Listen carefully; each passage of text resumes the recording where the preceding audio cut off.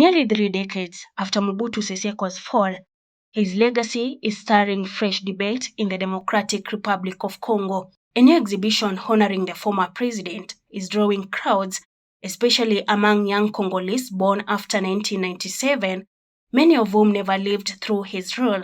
But for those who did, like Father Joseph Mpundo, the memories are far from nostalgic. For many young Congolese, like Grâce Esenge, Mobutu's legacy is shaped more by textbooks than lived experience, yet even through second-hand accounts, his impact remains complex. At school, we were told that he was a president who was somewhat strict and tried to enforce his law for several years.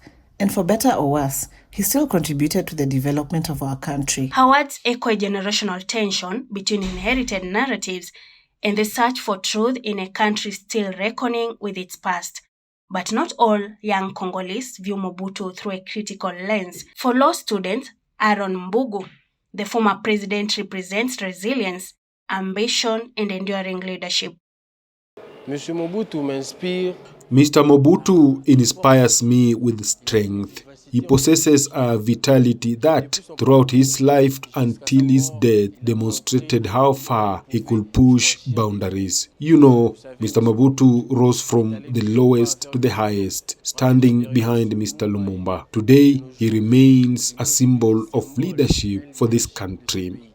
His admiration reflects a generational shift, where Mobutu's controversial legacy is seen not just as history, but as inspiration. And from within the Mobutu family itself, the message is one of reflection, not defense. Nzaga Mobutu, son of the former president, sees the exhibition as a gateway for young Congolese to confront history on their own terms. Often we realize that stories are somewhat truncated or told in a rather partial manner. However, here they have the opportunity, especially young people, to access part of the truth through his exhibition and the photos. I don't claim to provide the truth, but I offer young people the chance to come and read through these photos, which allows them to gain certain keys to the truth. His words invite a deeper reckoning, not with myth or nostalgia, but with fragment of truth preserved in image and memory. But for those who lived through Mobutu's rule and the regimes that followed, the scars run deep. Father Joseph Mpundo, a Catholic priest and intellectual, sees a troubling pattern in Congo's leadership history.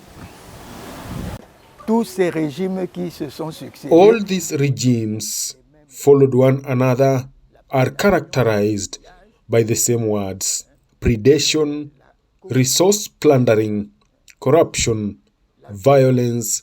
These are the four features of the regimes that have succeeded each other in our country. And for the next generation, his message is clear: the future must break the past.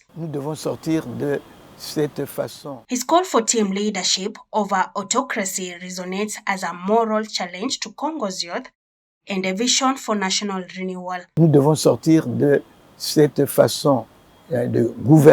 We must move away from the autocratic way of governing and adopt a democratic way of governing, which means sharing powers with others. A team leadership approach. That is the key idea: team leadership, not autocratic leadership. This is what I can say to the youth. As the exhibition sparks curiosity and reflection, it also reopens wounds of a nation still grappling with the shadows of its past.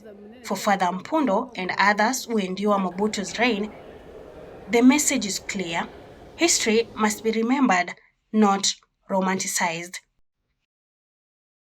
Reporting for Mwanzo TV, I'm Kasi Mwanjiro.